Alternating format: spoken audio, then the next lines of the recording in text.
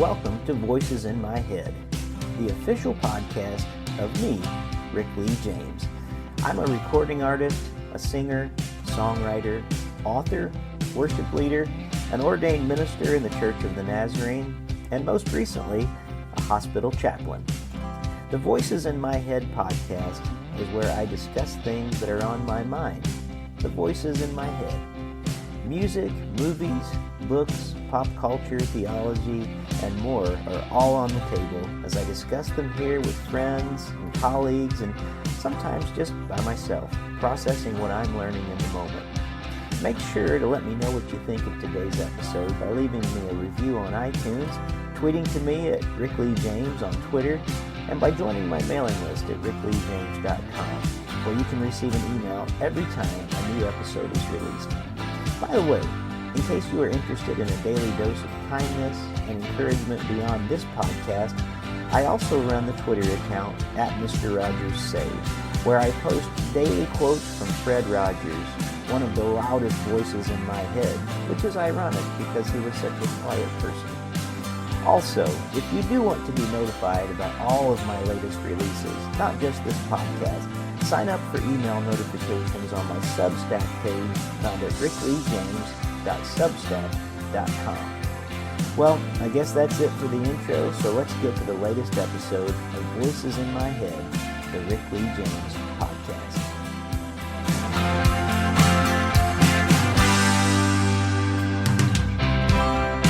Welcome back to Voices in My Head. As always, I'm your host, Rick Lee James, and I am so grateful to all of you who are listening today. Thank you for being here for what I know is going to be another wonderful conversation. He reminds me, the highly anticipated third Christian recording from Grammy-nominated singer and songwriter and guitar virtuoso Tim Menzies, released on March 3rd.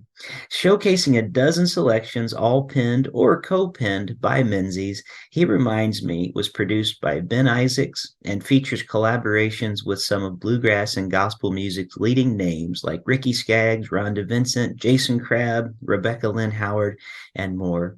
Tim has dropped by the podcast for a visit today, and I'm so excited to have this conversation with one of Nashville's most prolific songwriters and a brother in Christ. You can find out more about him at his website, timmenzies.com, which we will link in the show notes of this podcast. Tim Menzies, welcome to Voices in My Head. Thank you, Rick. It's an honor to be here. And I like the title of your program, too. Thank you. I get a lot of compliments on that, actually. Well, we've all got them. Well, we sure do. That's for sure. Well, Tim, it's so good to be able to speak with you today. And as I was telling you before we started recording, I've been a fan of you for longer than I realized. It's a similar situation to a few years ago when I was in the recording studio with Dave Cleveland.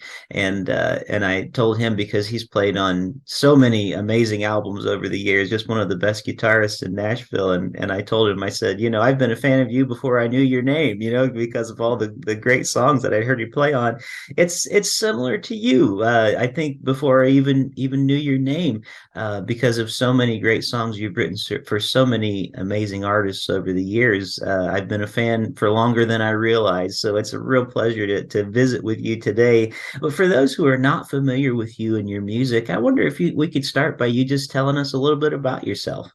Okay. I grew up in Virginia as part of a family band playing country music. And we were unchurched. And so I didn't have a church background, but I had the music background. And unfortunately, most of that was in bars, of which I do not recommend. But the Lord used that to cultivate the ability, the instruments and the singing. And I knew as a little kid that I wanted to live in Nashville because I wanted to write country songs and hopefully play on records. And so I moved to Nashville 42 years ago. So I've been here most of my life now. The Lord blessed all that. And as you said, excuse me, pollen is coming out here in Tennessee. I understand. Yeah. As you said, I was blessed, especially from the late 80s through the early 2000s. I wrote country songs for a living for 30 years. And I was very blessed. And it was a dream come true, and I played on, you know, a lot of people's records here in Nashville. And so moving here was a childhood dream, and then the writing and the playing, the Lord blessed that. Yeah. Well, that's fantastic. And as I was reading more about you and your life growing up, and even in you learning to play music with your family, and then your family, the Menzies family band, opening up for artists that really are like country music royalty today, like Johnny Cash and Dolly Parton and George Jones and Loretta Lynn and Merle Haggard, and just this long list. Even though I know you don't recommend playing in bars, that's part of of who you became, these influences in your life and on your music. And it really comes through when we listen, I think, and into the kind of Absolutely. the way that you shape your lyrics and the way that you sing and play. I wonder if you have any special memory maybe that stands out from that time with the family band and maybe with some of these artists. Is there any moment that just in your memory you really hang on to and say this was good for me? Absolutely. There's many. We kind of became the local opening act for all of those artists that you mentioned. Mm-hmm. And it's part of what's initiated the dream of me moving to Nashville. Is that, even as a 4 or 5 years old, I was singing with the family at 3 years old and started playing mandolin around 6. Wow. And, so I noticed that all of those people you named, Johnny Cash and Dolly Parton, and she was still with Porter Wagner, and Loretta Lynn with the Wilburn Brothers, and they all had Tennessee license plates on their cars. I thought that must be where I need to go, And, but the backstage, I was so young. I knew that these people were known. I knew they were nationally and internationally known, but it was such a routine thing for me that I didn't see as much of the celebrity of it. What I did see was the love of the music backstage, and all of those people that you named, they got into country music at a time when making money was not part of why you did it. There was not the money wasn't really that attractive. It was the love of the format. Yeah. And so they all had that love, and they were kind. And I realized, looking back, especially, many of them had a Christian faith. It might not have been the most prominent part of their persona, but it came up backstage. And then a lot of those people that you named, if we went back, the final cut on those albums, and the young people might not remember what that was, but they were disc. The final cut a lot of times would be a gospel song. And that was my introduction really to gospel lyrics, was through Loretta Lynn and Johnny Cash and all those people. And as far as a specific memory, one time I remember we were out on the opening stage there, and my family and the microphones and the sound kept messing up and squealing and all that. And evidently Loretta Lynn was watching that from the side. And when she came out, she complimented us and complimented the fact that we were professional through the sound problems. And she asked the sound man to not let that happen to her. And I just remember being impressed that she cared about us, because she was already well known. And so that kind of stuck with me, those kind of memories. And the people, it's all famous now with movies and everything, but I saw how Johnny Cash kind of behaved, and where he would have the guitar strapped across his chest and the guitar would be on his back, and all the little ticks that he had. I remember seeing as a kid, so it's interesting. That's great. What wonderful memories, and to grow up that way. That's a really unique childhood that most people can't say they had. That's for sure. Absolutely. Well, and you'll have to correct me if I get any of my facts wrong, because I've been trying to read up on you, but it just seems like you have done an amazing amount of things in your career, and it seems like there's hardly anything in music you haven't done. As I was researching more about you, I discovered that not only you came to Nashville and wrote a lot of great songs, and some of my personal favorites are songs like "I Thought It Was You" by Doug Stone, and "I Just Wanted You to Know" by Mark Chestnut, and This Heart, which was recorded by a couple of artists, Sweethearts of the Rodeo, and then John Randall had a really great version of that too. But you were also a studio musician for artists like Kenny Rogers. So you've been a session musician, you're a solo performer, you're a writer. You've done all these jobs, worn so many different hats. So I'm just curious, do you have a favorite role in music? Is right now kind of where your favorite spot is doing what you do, or is there a part of you that goes, if I could do this again, or I'd love to do that? Just wondering what really makes you kind of tick as a musician. Well, thank you. And I think that you're being a musician yourself is what makes you think of that question, because that's a very good question. If I had, I had often said, because I made a few records as a young man for country music as a singer that were not successful. And some of the people you named, and Tracy Lawrence and Trace Atkins, and some of the ones, Joe Diffie, they recorded those songs and had success with them. Yeah. I got the message kind of quick. But if I had to choose, number one, I don't have any regrets. Part of what you just kind of laid out was the Lord blessing childhood dreams. I didn't think about as a child those facets of being involved in the music industry being separate. I was naive enough to think that I could come here and write songs for people and play on records and sing songs I had written. I just thought it wasn't an ego thing. I just thought that I could come here and do all of that.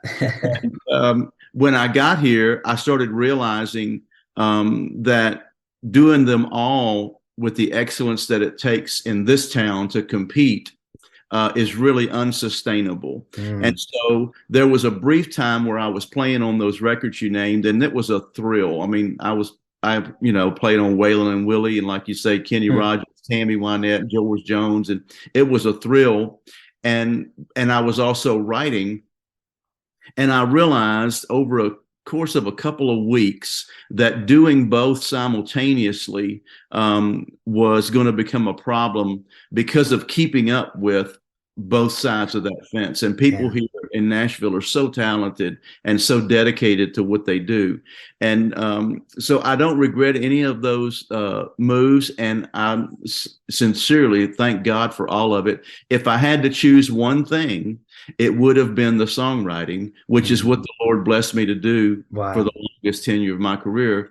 And the thing about the songwriting is you literally sit there with a guitar 5, 6, 7 hours a day, and I get to sing and play and write.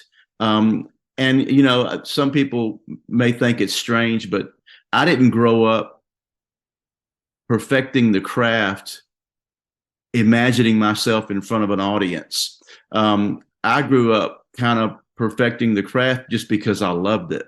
And I didn't, I wasn't one of those, and I'm not judging this. I'm just saying I wasn't one of those that stood in front of the mirror with a microphone. I didn't think about how it looked, and so the writing encompassed everything that I love. And then when you do demonstration recordings of the songs you've written, then I got to be with all my musician friends and be in the studio and record. So it was like the best of everything. Yeah. But now move forward, what the Lord has called me into doing now, making these Christian records as an artist, it is also one of the highlights of my life. But as you know, it's the serving of the kingdom and being the disciple of Jesus Christ and being invited to churches all in towns all over the country and being able to glorify God and point people to Jesus. That's a dimension that I never had in those previous manifestations of the music. Well, that's terrific. Thank you for sharing all of that. And I think it really helps us to have a little bit of an inside look of what keeps songwriters going too, because you have talked about not only your love for the Lord, but a love for the music itself. I think that's one of the things that God has put inside of you. We all have these uh, different pieces of who we are that make us unique, and that's one of your giftings from the Lord, that you have this deep love of music, and that the way that you write and the way that you share is unique to you, and that you're able to bring out in some of these Christian albums, not just songs that you wrote for other people, but the way that you sing them and the stories that you tell. It's really a beautiful way of telling the world, this is who I am, and this is who God has made me to be, and who God has remade me to be. So I love that part of your story. But just one thing I want to bring up too, because we do have a number of not only people who are in ministry, but we have a lot of songwriters, as far as I know, that listen to this podcast. And I wonder if you could share a little bit too, because any of us who have ever pitched songs and had people, try to write them and record them, you have probably a lot more that don't get picked up than do, over the years, and you try to put those That's out. not a fun percentage to look at. Exactly. Yeah. It's one of those things that, like, that we don't talk about these, but I can distinctly remember, just from my own personal story, there was one song that I had written, and I went on to record it myself with Lifeway, and it's wonderful, and it's been a great honor to do that. But for me, it was a song that they were pitching to the Gettys, Keith and Kristen Getty, who I just love. They're amazing people, wonderful artists, and Keith was like, "We're going to use this song, and it's going to be, that's going to be the one we open up with on this whole tour." And I was just like so excited, and I couldn't wait. And then like 3 months later, it was like, "Yeah, we decided we're not going to do it now."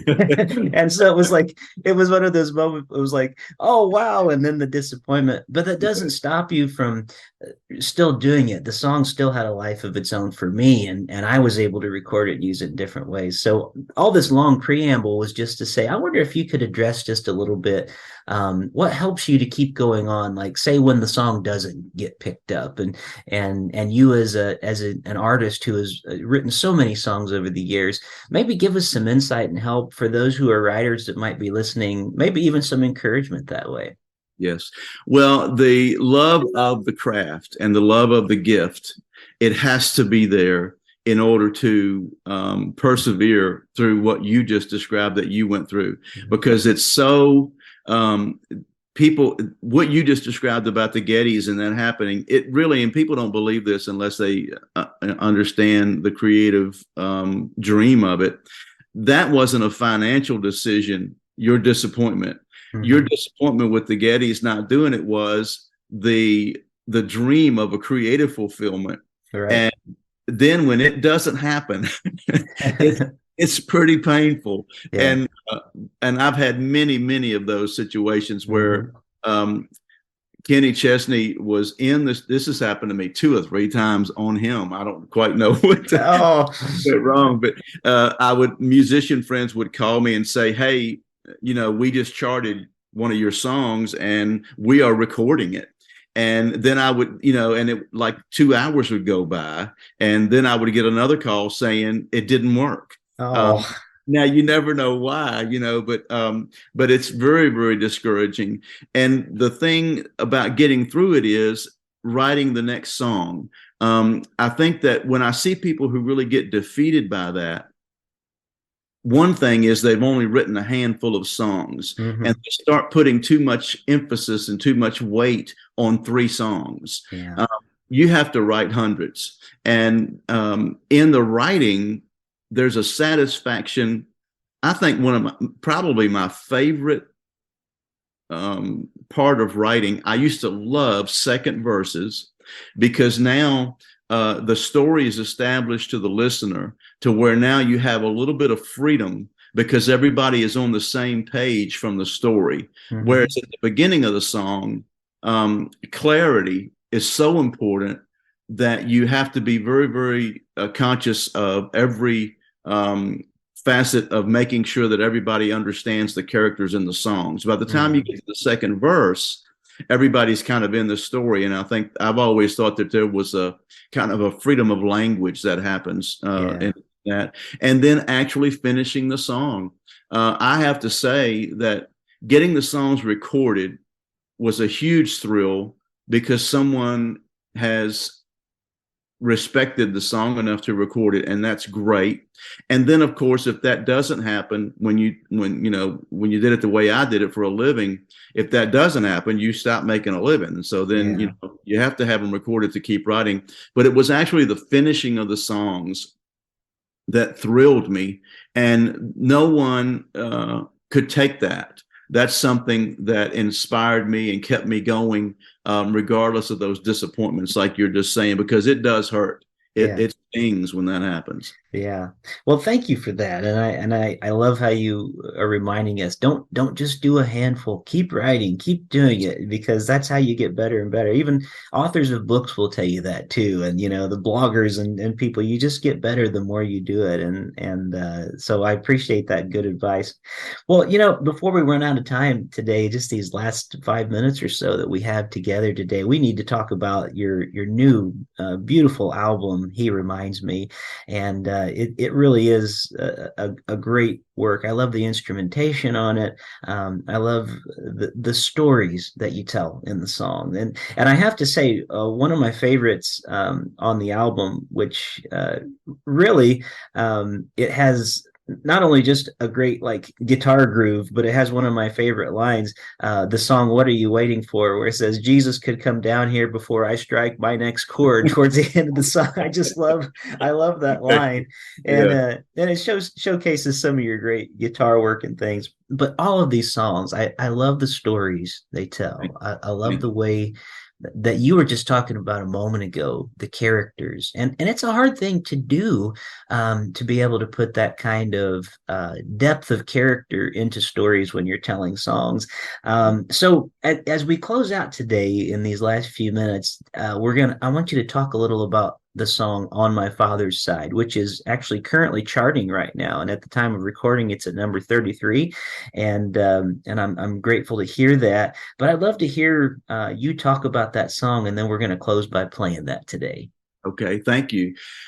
We read in John 1, the Gospel of John, that the Word became flesh and made his dwelling among us. And we, of course, know that that's Jesus temporarily coming off of the throne and into a human body. And I'm always just fascinated, and I never can get over it, the fact that Jesus was fully God and fully man in those 3.5 years of his earthly ministry, and that that dual existence of he needed to sleep and he got hungry, and of course felt the torture of the crucifixion, but he also knew what everyone was thinking. And that experience on the Mount of Transfiguration, where his glory shone through for just a minute or so. We don't know exactly how long, but it seemed to be a brief period. That's always fascinated me. And when I was blessed, my family and I, to go to Israel with the Isaacs in 2018. And when you see the Garden of Gethsemane and you see the tomb where he resurrected, it even becomes more real. And so I was sitting in church, and the pastor was preaching on a subject. It wasn't even that subject.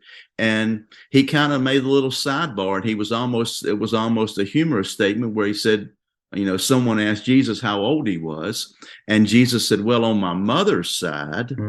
And I just heard that and went into my songwriting trance. You know how I didn't hear anything else the rest of that day. And, we got snowed in here in Nashville. That would have been February of 21, and ended up writing several days with one of my best friends and co-writers, Monty Criswell. And I told him the idea, and by then I had some lines on that, and we wrote that on my father's side. And I added that preacher, and I've never done this before. It's not really protocol, but I added him on as a writer. I just felt the Lord told me to do that. I still don't quite.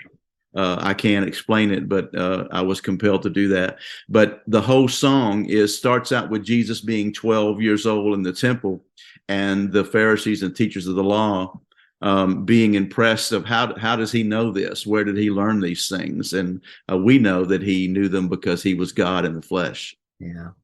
Well, it's a great song, and I'm so glad that it's already doing well, just as it's been released just very recently, and as the new album has just come out. I just want to say congratulations on another great work, and we're going to close out the show today by playing that song because I want everybody to hear it on my father's side. But Tim Menzies, thank you so much for being one of the voices in my head this week. Well, thank you, Rick, and thank you for having me, and thank you for all that you're doing for the kingdom.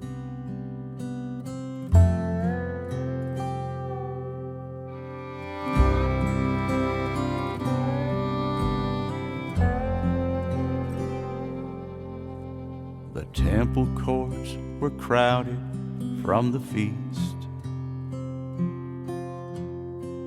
I sat there surrounded by all the Pharisees. They said, "Who did you study under, son?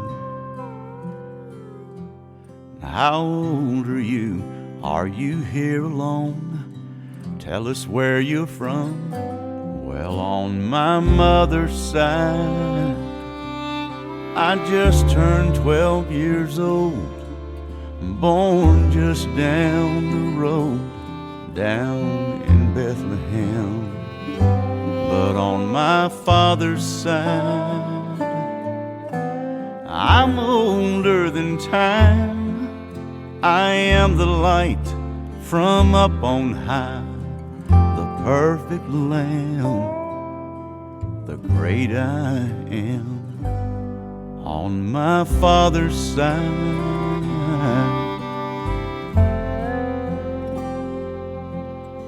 when I knelt by that olive tree to pray, a part of me was tempted to turn and run away, but I came in the flesh to pay the price,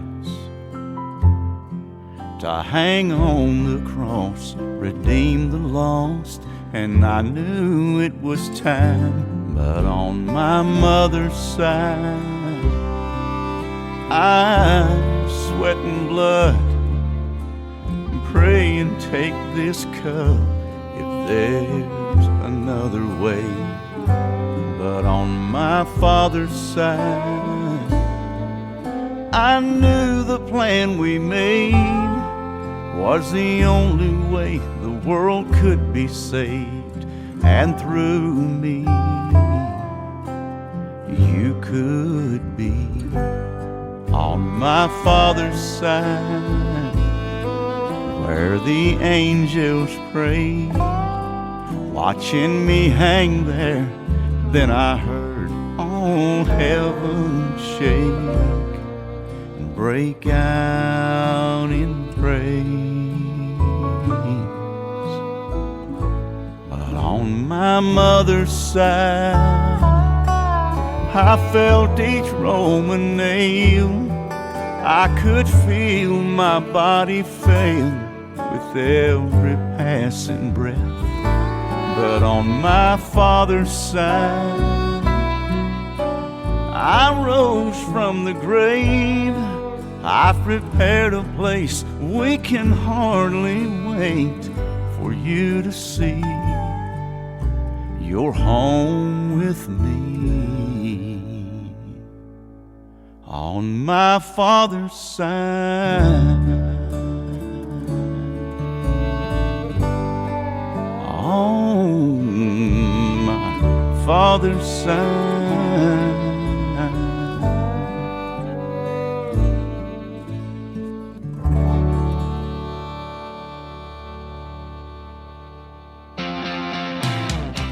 Thank you for joining me here this week on Voices in My Head.